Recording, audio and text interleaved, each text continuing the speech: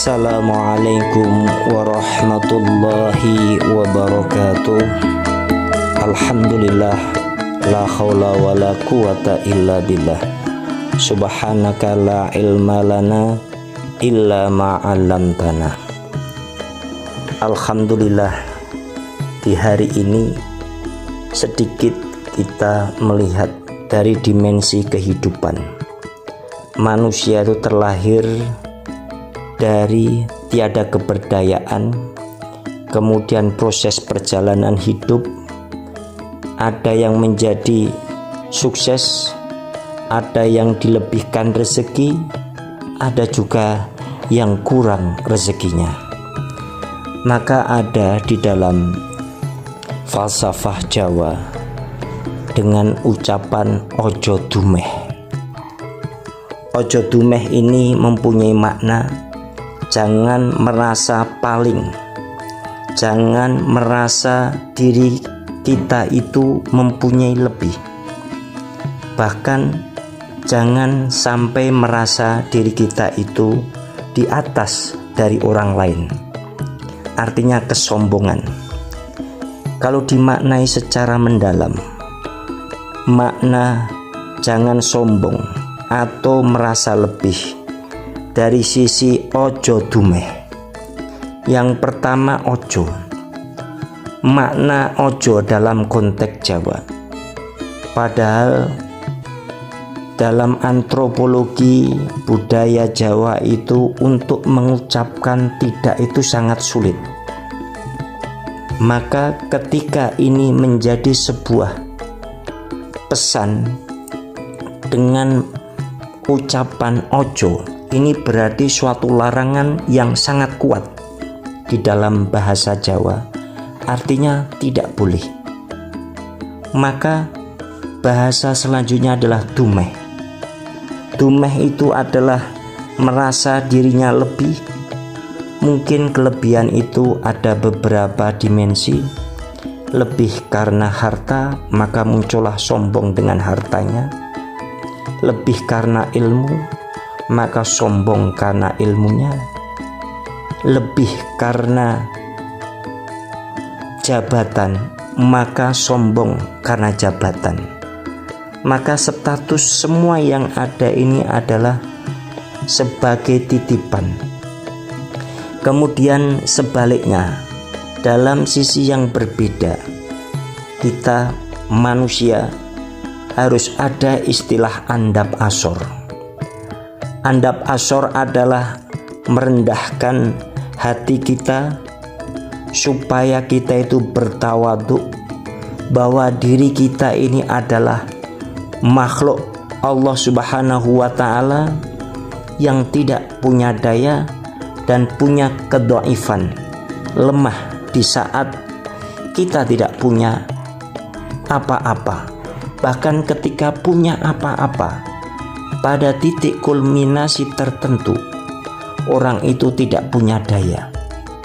Misal, ketika seorang kaya sedang berpesiar naik kapal wisata, kemudian terjadi gelombang laut yang besar, maka saat itu antara harta yang sekian miliar triliun, bahkan kekayaan yang melimpah, terkadang dengan ban pelampung, ban yang tidak punya arti, tetapi saat di tengah lautan, ban yang dikasih angin sehingga menjadi pelampung, itu lebih berarti dalam kehidupan.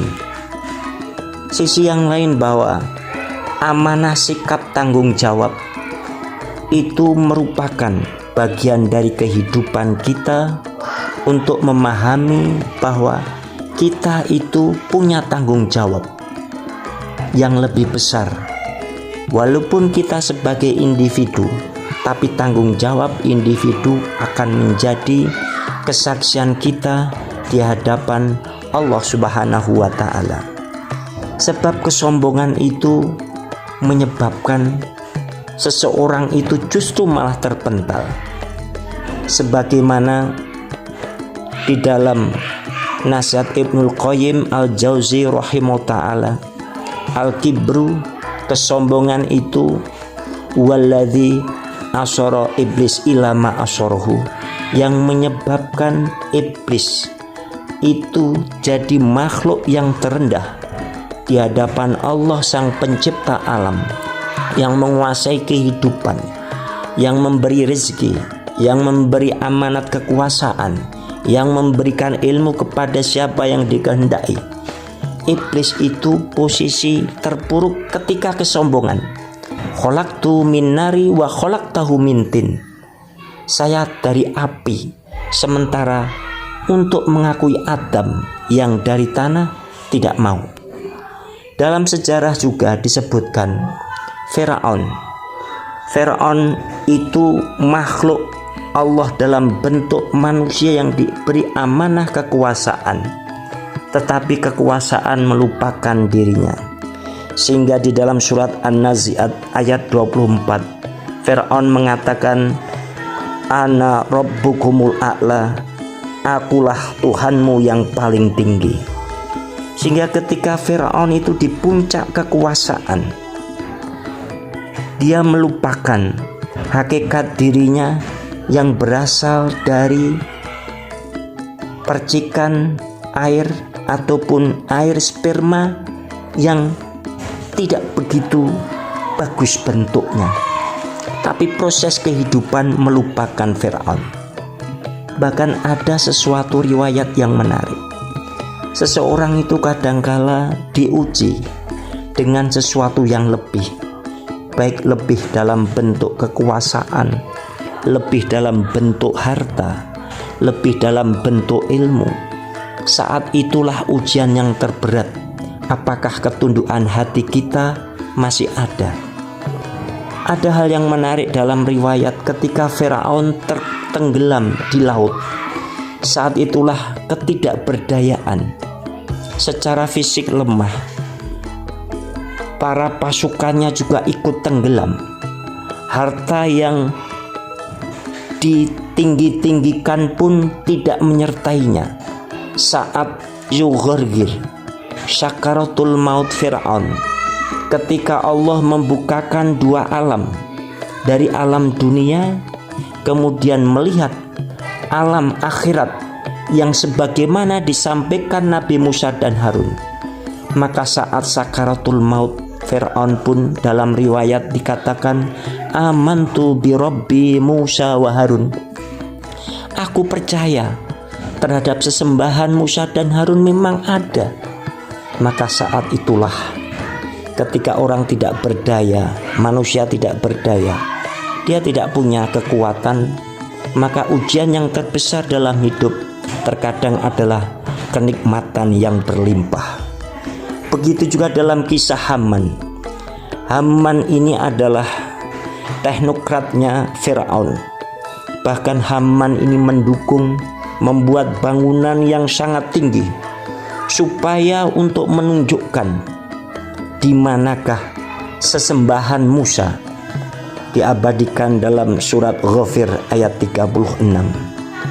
Sehingga kesombongan kadangkala logika iman itu, kadangkala akal dan iman itu kadangkala terbenturkan ketika hati itu tidak menerima hidayah dari Allah. Haman seorang teknokrat yang luar biasa, sampai logikanya itu untuk menembus di mana Tuhan Musa, di mana sesembahan Musa, maka membangunlah bangunan yang tinggi. Karena logika bukan hidayah, yang menerima adalah hati dengan dasar iman. Begitu juga kisah Korun. Korun itu diberi kekayaan yang berlebih, malah mengatakan bahwa ini kekayaan karena kepandaiannya, karena bagaimana pandai di dalam berniaga, sampai diabadikan dalam surat Al-Qasas ayat 78, innama utituhu ala ilmin indi, sesungguhnya aku diberi harta itu karena ilmu yang ada padaku. sehingga Qarun ini menisbatkan kekayaan itu pada dirinya. Bukan itu adalah titipan dari Allah Subhanahu wa ta'ala. Maka inilah dimensi ojo dumeh. Jangan merasa itu yang kadangkala orang itu lupa terhadap sangkan paraning dumati, dari mana ia berasal dan kembali kemana ia akan kembali secara abadi. Maka lafzul istirja, inna lillahi wa inna ilaihi roji'un, kita ini milik Allah dan akan kembali kepada Allah. Ini kalau dimaknai secara mendalam sekali, maka kehidupan ini adalah menuju kepada sesuatu yang lebih abadi. Walal akhiratu khairu wa abqa, bahwa kehidupan akhirat adalah lebih abadi dari sekedar kehidupan. Maka ketika ada ojo dumeh, ketika menjadi sebuah falsafah di dalam kinerja, orang itu akan menghargai. Kepada pelanggan pun dia akan menghargai, networkingnya, jaringannya pun akan menghargai. Ketika saling menghargai, saling memposisikan, kita saling membutuhkan, maka yang terjadi adalah mutualisme yang positif. Maka disitulah terjadi kolaborasi di dalam kehidupan. Maka ojo dumeh ini kalau terjadi di dalam perusahaan, maka perusahaan akan memberikan layanan-layanan yang terbaik kepada pelanggan, kepada jaringannya, kepada semua yang terkait tentang perusahaan, termasuk di dalam kehidupan. Maka ketika membangun kemitraan bersama, yang ada adalah kontribusi positif akan kembali kepada kita. Maka betul di dalam Al-Quran, in ahsantum ahsantum li anfusihim, kalau kamu berbuat kebaikan, maka kebaikan akan kembali kepada dirinya sendiri. Wallahu a'lam bishawab. Assalamualaikum warahmatullahi wabarakatuh.